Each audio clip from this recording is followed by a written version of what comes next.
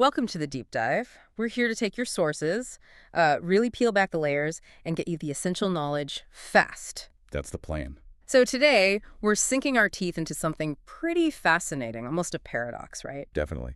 How does this massive university dining program, one of the good, actually become the best? And not just once, but stay there. Exactly. We're talking about UMass Amherst. They've nabbed the #1 spot for best campus food from the Princeton Review. And it's, what, the 9th year running now? Looking at Yeah. the 2026 edition reference? Yeah, That's not just a fluke. It's almost a decade of being top dog. it is staggering, especially, like you said, the scale.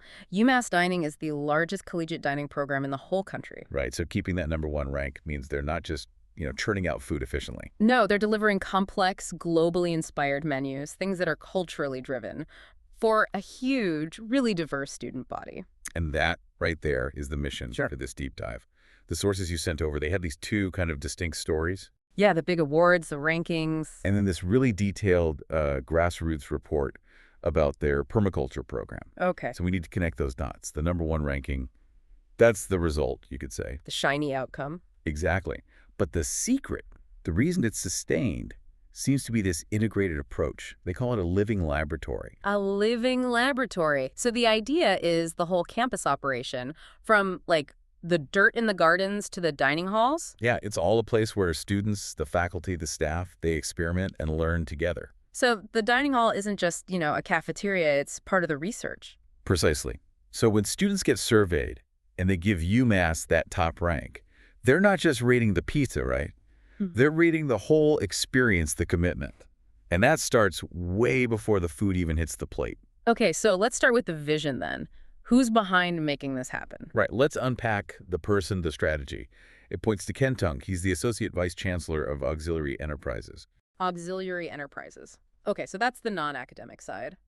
Housing, food. Yeah, all that crucial background stuff. And dining is obviously key. So what's his philosophy? What's driving this? Well, his core belief seems to be that food is powerful. It's not just fuel. It builds community, Yeah, enhances the student experience. exactly. He really pushed back against the idea that institutional food has to be, well, bland or just functional. Okay.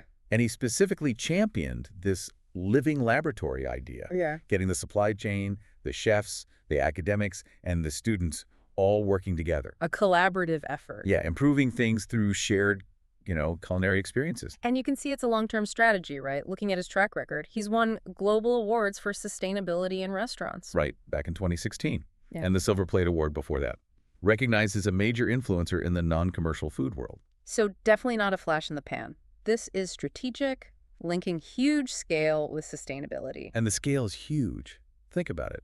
4 main dining commons, 12 other eateries just at the campus center. plus like 20-plus cafes scattered around, and even 2 food trucks. Wow. All aiming for that same quality, that local sourcing ideal.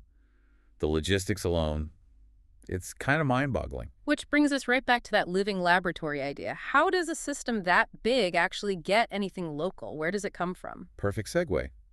Let's shift from the industrial size of the dining halls to the actual ground level, the gardens. The permaculture engine. So what's the mission there? What do the numbers look like? Okay, the permaculture program, its foundation is these 3 ethics.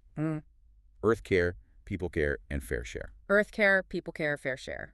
Got it. Its official mission is about student education, leadership, community stuff, and providing fresh, local, organic produce. But there's maybe a deeper philosophy, too. Yeah, the sources hint at that, that it's kind of an antidote, a response to students feeling disconnected, because of globalization, big corporations. So it offers a tangible connection to the land, to community. That seems to be the idea. Now, the hard data from 2024, their 14th season, What did they harvest? they logged 1,761 pounds from 5 campus gardens. Okay, 1,761 pounds. That sounds decent. It is a season. But we need perspective here, right? Right. Given UMass is the largest dining program. Right, feeding tens of thousands daily. So 1,761 pounds. Yeah. Honestly, it's a drop in the bucket compared to the total food they need. Okay, that's a really important point. So if the volume isn't massive, Uh-huh. is the real value of the permaculture program maybe not the sheer amount of calories, but something else, like the quality, Yeah, the biodiversity? exactly that. I think the value is primarily qualitative and educational. It's strategic. How so? Those small gardens provide the high-impact stuff, the specialty ingredients, the unique flavors you need to hit. Number one, they Ah, harvested from, get this, 107 different species in 2024. 107. Yeah, Wow, what kind of things? everything. Niche fruits, veggies, nuts, mushrooms, even medicinal herbs. Stuff you wouldn't get from a standard supplier. So that's the link to the globally inspired, culturally driven menus. You can't do that with just standard carrots and potatoes. Precisely. Institutional food often fails because it's monotonous, right? Totally. These 107 species give them authentic flavors, super fresh, hyper-local ingredients. That elevates the whole dining experience. It allows for experimentation. Makes sense. And did they say which garden produced the most? Yeah, the original one, the Franklin Garden, Frank West they call it, it yielded 901 pounds on its own. Shows how productive small-scale, intensive methods can be. And where did this harvest actually go? You mentioned fair share. Right, they practiced that. Yeah. It went to the dining commons, yes, to boost the meals there, Okay. but also to the Amherst Survival Center community support and to their annual chefs conference, plus various hands-on workshops. So it really does loop back in multiple ways: education, community, dining. It's a genuine full-circle thing, Hmm. which leads us nicely into the innovation side. They're not just sitting still. They're experimenting Yeah. with tech and ecology. Yeah, pushing that living laboratory idea, trying to show these closed-loop systems can actually work even within a big institution. Okay, this sounds interesting. What's the big tech piece they added recently, fall 2024? They installed a biogas digester. Biogas. Okay, what does that It's do? pretty clever, actually.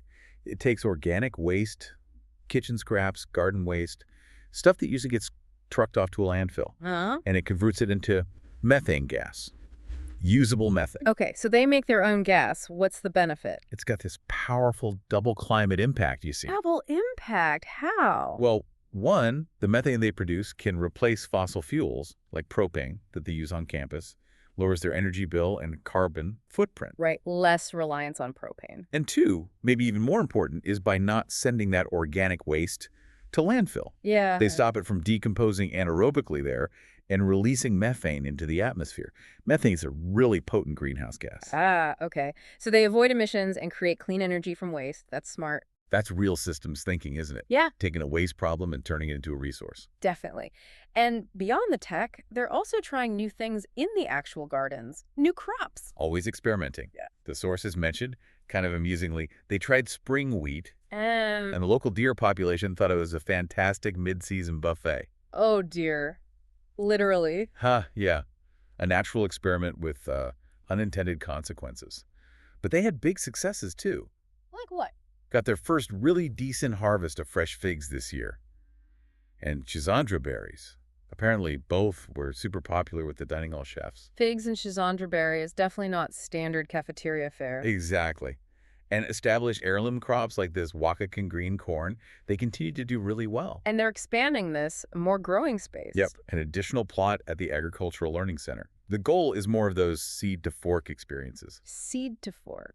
Like what? Like students maybe making their own tempeh from soybeans grown right there. Right. Or pressing sunflower oil from seeds they harvested. Wow, that's getting into food science territory, beyond just gardening. Totally. It's about deep engagement with the whole food cycle. And that engagement, that feeling of connection, Yeah, it brings us to the third value, right? People care. absolutely. We talked about students feeling lost or alienated. The sources have some really moving quotes that show this system is about way more than just vegetables. Yeah, those anonymous comments from the garden journals were powerful. One student wrote something like, "I can't tell if I feel lost here at UMass or not." Thanks for bringing a community here for those searching for one.